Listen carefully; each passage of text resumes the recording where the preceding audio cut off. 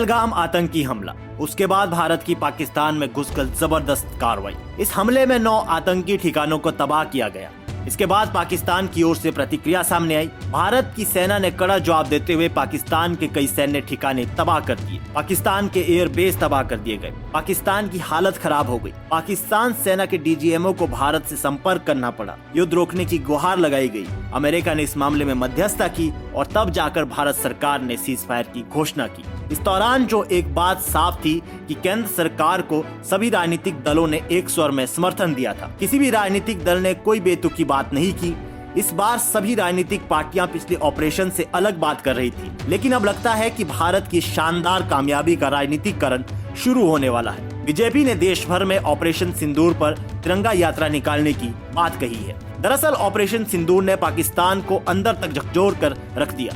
पाकिस्तान की हालत इतनी खराब हो गई कि पाकिस्तान को घुटनों पर आना पड़ा। इस ऑपरेशन का श्रेय देश की सेना के शौर्य और सरकार की रणनीति, जनता के धैर्य के साथ विपक्ष के सरकार को दिए समर्थन को जाता है। लेकिन बीजेपी ऑपरेशन सिंदूर पर देश भर में तिरंगा यात्रा निकाल रही है। जनता में देशभक्ति का जुनून हो, इसमें कुछ गलत नहीं है, लेकिन क्या इस तिरंगा यात्रा में सेना के शौर्य की बात होगी, देश की एकता के लिए बात होगी? लेकिन बीजेपी ऑपरेशन सिंदूर को जन जन तक पहुंचाना चाहती है।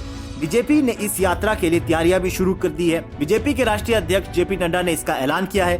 पार्टी ने इसका जिम्मा संबित पात्रा, विनोद तावड़े और तरुण चुग सहित वरिष्ठ भाजपा नेताओं को सौंपा है।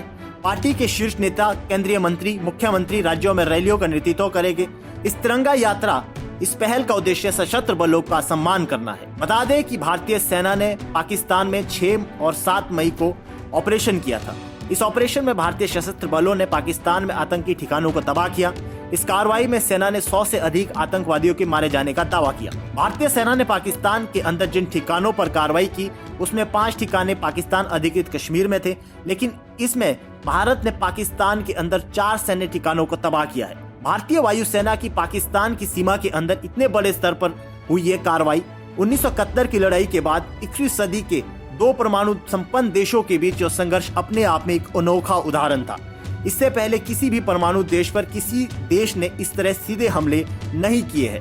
भारत दुनिया का ऐसा पहला देश बन गया जिसने परमाणु संपन्न देश पर हमला किया हो। बीजेपी भारत की सेना के शौर्य को अब जन जन तक पहुंचाने के लिए तिरंगा यात्रा का आयोजन कर रही है। बता दें कि बीजेपी की इस तिरंगा यात्रा पर विपक्ष की ओर से भी प्रतिक्रिया आनी शुरू हो गई है। कांग्रेस प्रवक्ता राकेश सिन्हा ने कहा कि भारतीय जनता पार्टी को प्रधानमंत्री का मनोबल बढ़ाना चाहिए। सेना का मनोबल तो पहले से ही बढ़ा हुआ है। अमेरिकी राष्ट्रपति ने पीएम मोदी का मनोबल तोड़ दिया है। विपक्ष ने सरकार का इस मुद्दे पर समर्थन किया है, लेकिन विपक्ष ने अमेरिकी राष्ट्रपति के इस मुद्दे में हस्तक्षेप करने पर सवाल उठाए हैं। सरकार बताए, क्या शिमला समझौता टूट गया है? बहरहाल प्रधानमंत्री मोदी के राष्ट्र के नाम संबोधन के एक दिन के बाद बीजेपी ने देश भर में तिरंगा यात्रा की शुरुआत की है। ऐसे में कई राजनीतिक विशेषज्ञ मानते हैं कि बीजेपी की यह तिरंगा यात्रा उसके राजनीति को और मजबूत करेगी। इससे देश की जनता में ये संदेश जाएगा कि बीजेपी एक ऐसा दल है जो राष्ट्रवाद को मानता है और समय आने पर राष्ट्र हित के लिए बड़े निर्णय भी लेता है। फिलहाल के लिए इस खबर में इतना ही। देश और दुनिया की बड़ी खबरों के लिए